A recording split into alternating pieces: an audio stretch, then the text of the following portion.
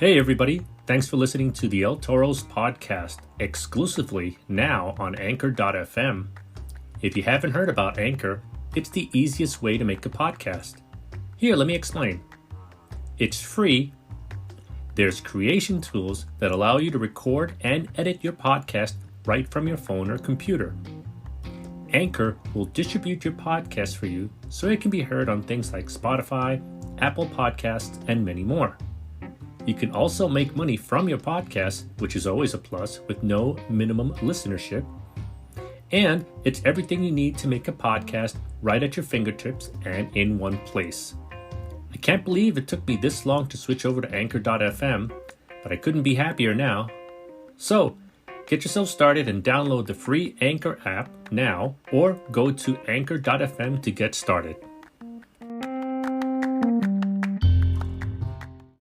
Hey everybody, welcome back to a special edition of El Toro's podcast. I'm your host, El Toro. All right, let's get down to brass tacks. You guys saw my social media that, you know what, I got a lot of shit to get off my chest, and that was going to be addressed today because, you know what, this is my venue, and I really don't have anybody else to voice my opinions out to. I'm not counting family on that because, you know, family stuff is family stuff, and I need to get shit out that I normally wouldn't want to tell my family, or normally I would need somebody who is completely non-family related to hear me out.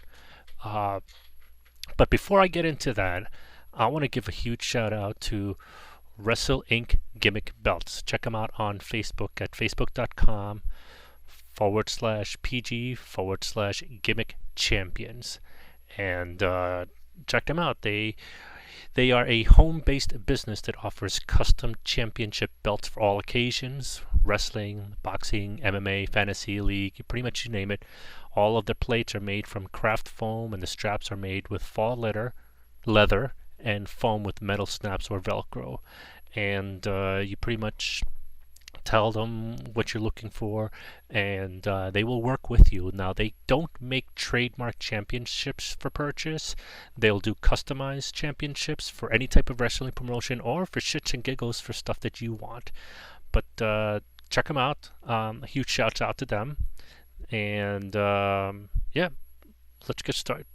Let's get started to my bitching and complaining about just random shit. Now, for those of you who are new to the podcast and are wondering where the hell am I from, well, I'm from New York City. Born and raised in New York City. Born in New York City, actually raised in Queens and many other places that not really that important. But as a New Yorker, you tend to grow a thick skin due to the billions of people who live and come and go through New York City. But I was still brought up with, you know, treat everyone with respect, treat everyone kindly, treat them as how you would like to be treated. And I still get burned most of the time because I put my trust, my heart on the line in friendship, and I say that because not just because of the shit that's going on in the world right now. That's a different podcast for another fucking day, and that'll be probably a two-parter if I ever decide to do that one. But I try not to wear my heart on my sleeve as much as I can. I mean, I'm pretty much a what you see is what you get kind of guy. I am very upfront. I'm very honest. I'm very open for the most part. I'm a little shy at first, but once I get to know somebody, I like to think that I'm a pretty understanding guy. Those of you who know me could probably tell me whether or not that is accurate, and if that's not the case, well, we'll figure something out. So I don't have many friends because of the fact that I am very open and outgoing with me not sugarcoating anything. You want me to tell you the truth, I'm going to give you the truth. The truth the way I see it. You want my personal opinion on something and you want me not to hold my punches, that's exactly what you're going to get, and that's probably why I don't have as many friends as I do. But the few friends that I do have, I treasure dearly. I try to. I know in life we are all very busy with our personal lives, with work, with getting from point A to point B, whatever, what have you. But I try to do my best to keep in touch. And in this day and age, there's so many venues out there how to keep in touch with, whether it's Facebook Messenger or my Facebook page or Instagram, Twitter, text messaging, WhatsApp, picking up a fucking phone call, making a call, FaceTime, of leaving voicemails. I don't know who checks voicemails anymore. I mean, I still do, but I'm still old school. Because if you're trying to reach me and I don't pick up the phone, and you're leaving me a message because you need to reach out to me, or you're just saying, hey, how you doing? You know. So I've been brought up to, if I need to call somebody and just ask them something, and if I can't get them by text, I'll give them a call and I'll leave a message and I'll say, hi, how's it going? That's mainly common courtesy to do. It's like, say hi on occasions. Like, if you're truly friends, you're going to keep in touch somehow. And like I said in the beginning, this day and age, there's so many ways of actually doing so. Okay. There was an incident that took place recently with a friend of mine, and it still kind of stings a little bit, simply because for the fact that the only time I've ever noticed my friend reaching out to me is for help. And not that I'm not going to help out a person. I mean, if I can help you, I will help you. But it's gotten to the point now that's like I'm questioning my my supposed friendships with these people. It's like, I tried reaching out to this person the other day and wanted to say hi, and realized they're no longer on Facebook. Okay, I get it. A little message would have actually been nice, but you know what? Okay, they probably had their reasons, so let me try another venue. Let me try Instagram. Nothing. They are still obviously on Facebook Messenger, so send a message on Facebook Messenger. It's like, no, okay. Those are the means that I usually manage to find them easiest. Then I go to text messaging, and I can't remember how many times the person has actually ever texted me back from a text. It's rare. And when they do, it's like, hey, okay, cool, no harm, no foul. No response to the text message. So I call. No call. Rings a few times, goes into voicemail. All right, they didn't pick up the call. They should have gotten a notification that there was a missed call. All right, but I leave a voice message. And after I leave the voice message, I says, wait a minute, I've known this person for a couple of years now, and they've never checked a voice message to save their life. So I'm like saying, well, this is kind of, it took me to the point of actually, I usually don't do this. It took all the way up to the point where I had to send them an email to their workplace. Now, I don't do that. I mean, the only person I do that with, it's probably my wife and probably my sister. I don't do that often with friends because I try to respect work email for work purposes. But the fact that I hadn't heard from them kind of raised a little bit of concern, like saying, do I have to send out the police and try to find and track this person down and see if they're okay and hopefully not in the gutter? And the answer I got was, I just turned off Facebook because it was getting too annoying. That was the answer. No hello, no hi, how are you, no anything of the sort, none of that. So it's like, it annoyed me, but you know what? It's like, okay, well, at least now I know. Now I know not to reach her through try to reach her through Facebook. And then, out of nowhere, I get a text message. This is where it gets kind of cool. This is kind of, and cool not by cool standards. Cool as I mean like fucking annoying as shit. uh, I uh, I get an email.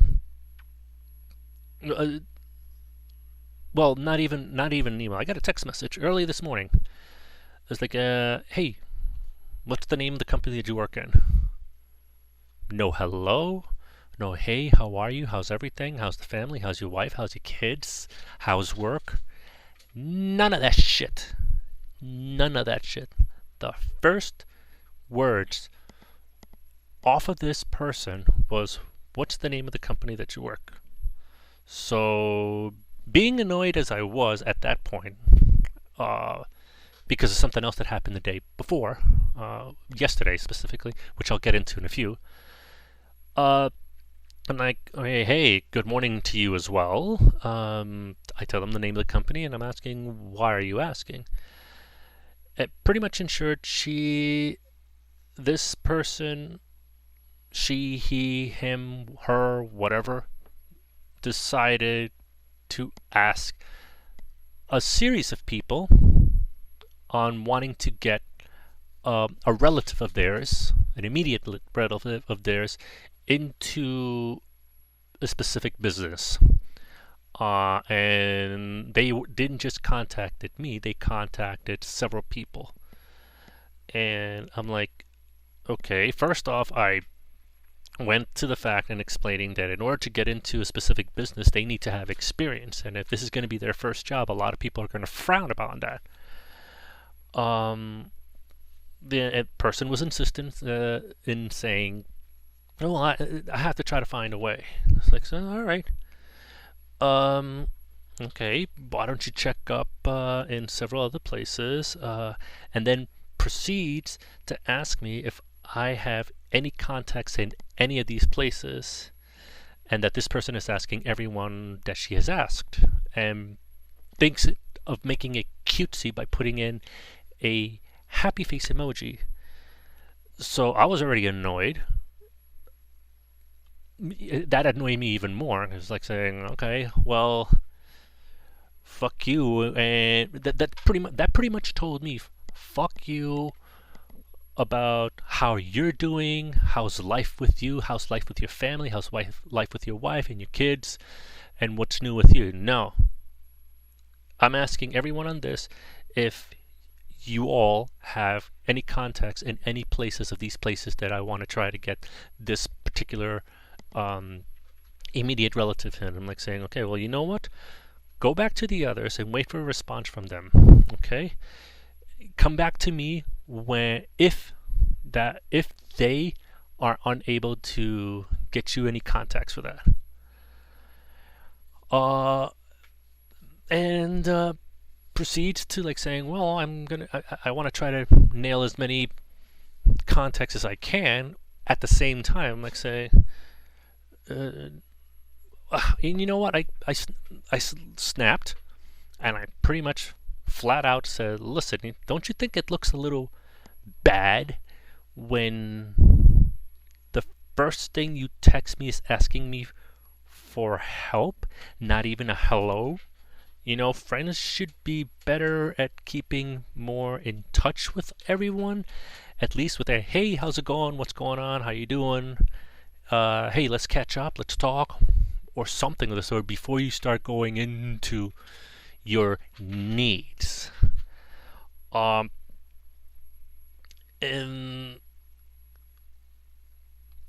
this person, it's so frustrating. It's frustrating. It's very, very frustrating to see that this does not click. It is not clicking at all. That it is really bad.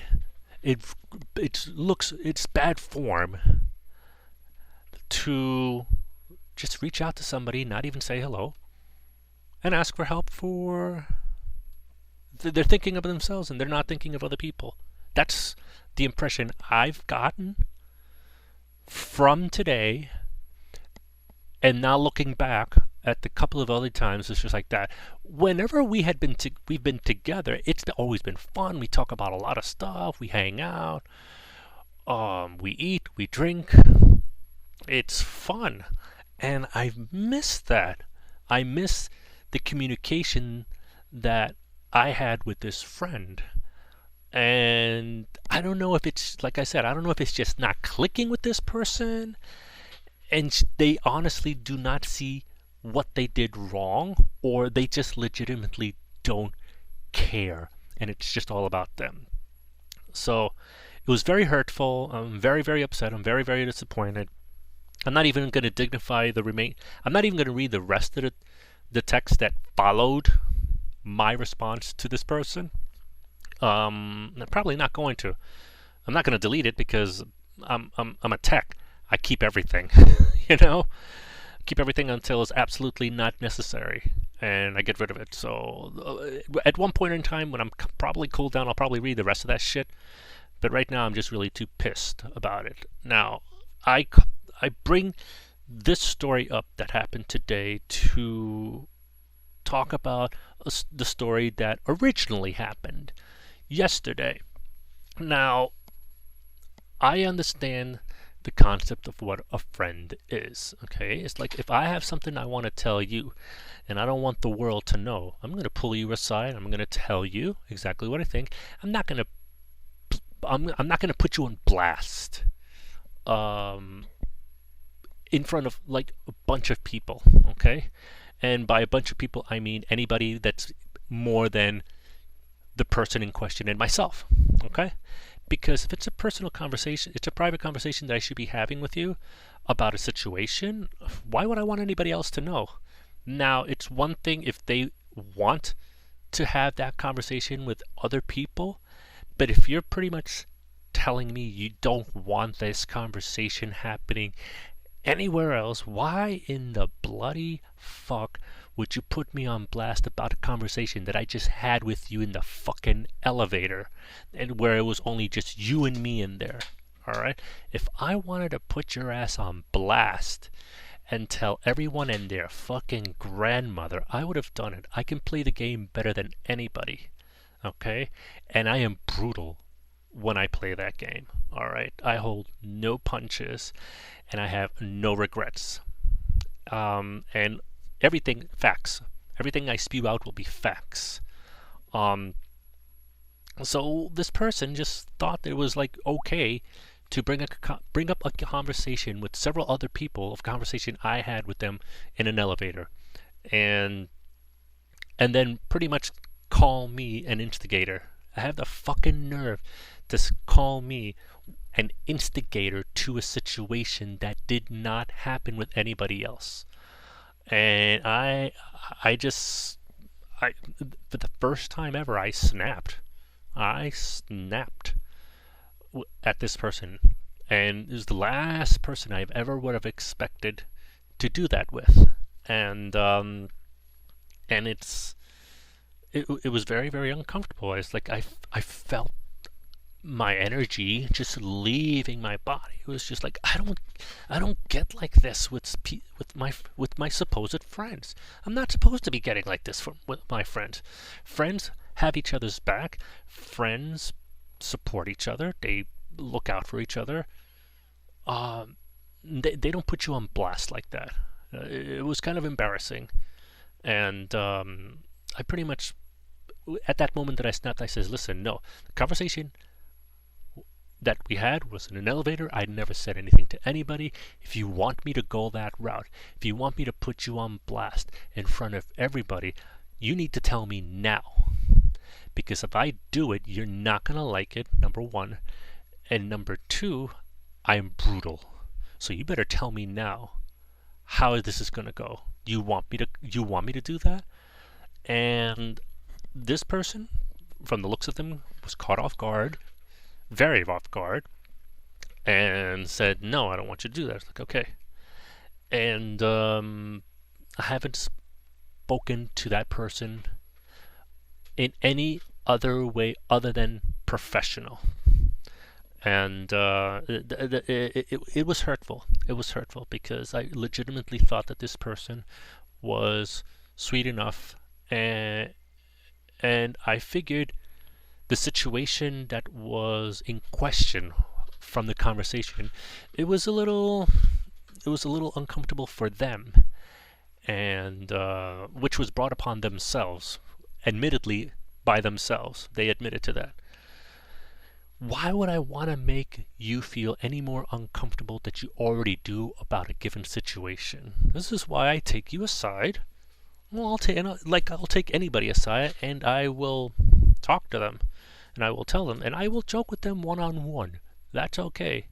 If anybody else brings up a situation, and I just happen to be there, I'll smile, I'll laugh, and I'm saying, well, I don't know. And that's pretty much about it for me. Because if you're in an uncomfortable situation and you want to have that defused, why would I make it worse? I mean, I wouldn't want anybody doing that to me. Why would I want to do that to you?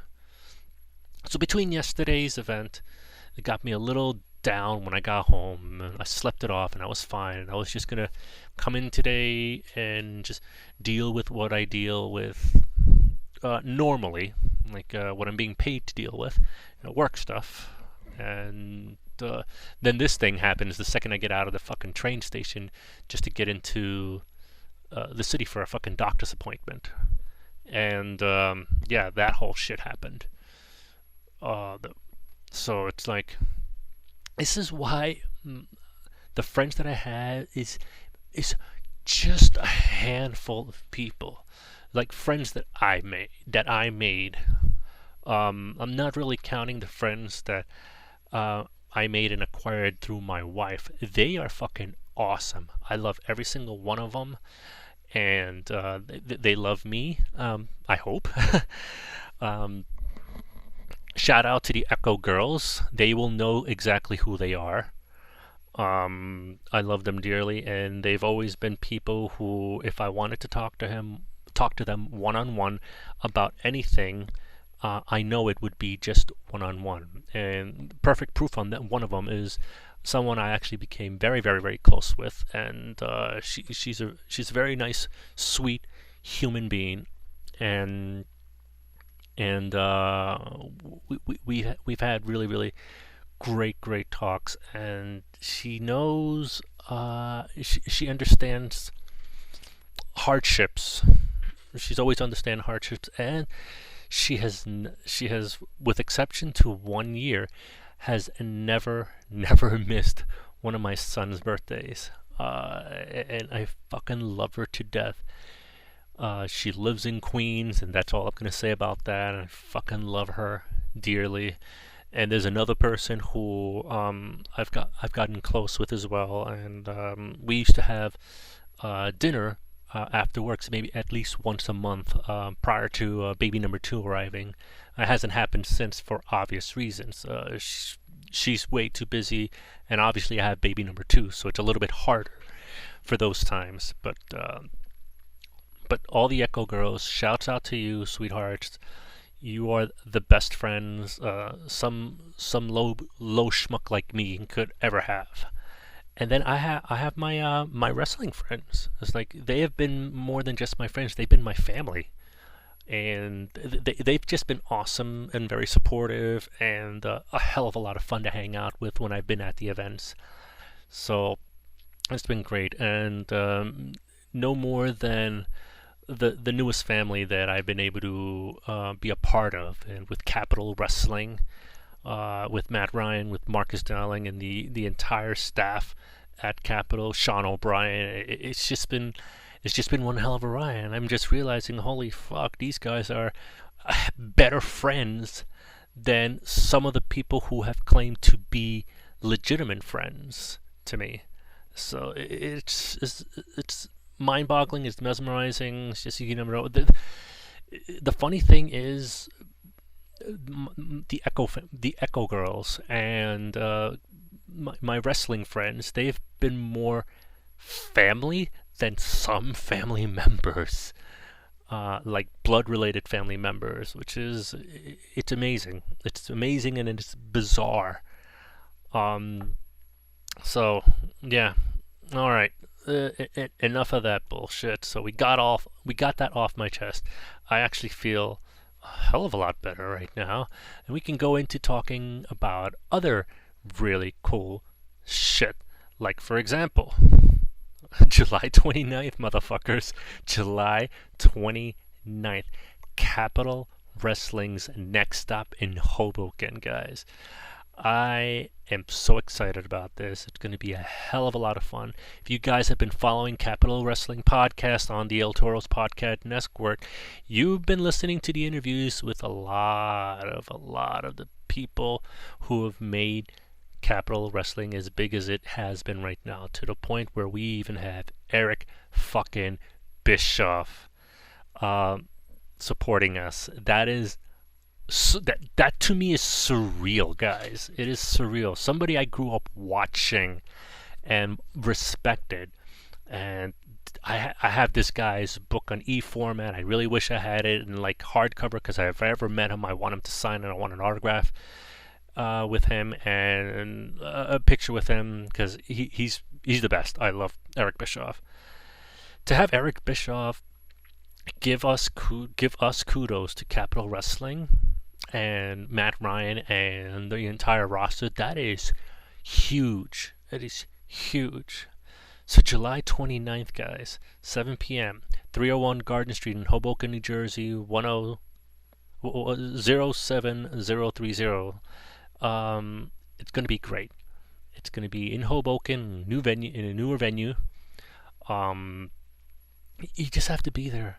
Now, most of you guys who are in the city that I've seen have gotten a flyer. Make sure you bring that flyer at the doors to get your $5 off your entry tickets, guys. All right? And if you find me at the event, which I am going to be there at the event, we can get pictures, and I'll give you guys a shout out on the podcast. I'll hashtag or tag you on Instagram, on Facebook, on Twitter, what have you. All right, it's going to be great. It's going to be awesome. For those of you who actually want to attend another one of their seminars at 3 p.m. that Saturday, July 29th, you're going to hang with Bob, the brutal Bob Evans. Just come on, just if you want to learn from brutal Bob Evans, focusing on the ways you can improve in and out of the ring, it's $30. $30. So guys, check out Capital Wrestling on Facebook, man. Go to facebook.com/Capital Wrestling. Get your tickets. I already have my tickets, man. I already got my VIP tickets for the event, and I'm going to be there with my family. I'm going to be there with my wrestling family and help out in any way I can. I may even be attending a seminar. That's all I got to say about that. I'm not 100% sure if it's accurate, but I may be paying to attend the seminar so I can get a knife edge chop. I mean, I'm just saying. I don't know. It's like all of you have heard the stories. I'll probably tell you again. Sound like a broken record, but this is one of the things on my bucket list. Like, before I leave this world, I want to be able to train hard and get into the ring once and have a wrestling match, whether it's a squash match, whether it's an entrance and off like a kickoff show type thing. I'd like to do it with Capital Wrestling. I know I'm not in the best shape, but that's something I can work on, and hopefully if the man upstairs allows me the opportunity to do so and provide me with the ways of doing so, I'm going to start training to get in the ring. I want to learn, and I want to be able to go in a match one time, and by that time hopefully my kids will be old enough to actually see daddy wrestling in the ring one time. And yeah, it's in my bucket list, man. I want to do it, and let's see what happens. Anything that's possible at any given time. So guys, really when it comes down to it, that's basically all I have for you today. It's a very, very short podcast, but I'm going to end the podcast with something that I heard the other day on Spotify, and I really, really like a lot, and I think you guys are going to like it too. They are a group called Bass Nectar, and they have a song called Arps of Revolution. And that's how we're going to end the podcast today. I have done my due diligence and I have contacted them, informing them that it's going to be played exclusively on the El Toro Podcast Network, and I'm not making any money off of this. I'm doing this for you guys because I love supporting the artists. I love music. I love wrestling, and I love everything in general. I love people who don't try to hurt me and break my feelings, pretty much. So, with that being said, please check out Bass Nectar's Arps a Revolution. Love you guys, and be safe.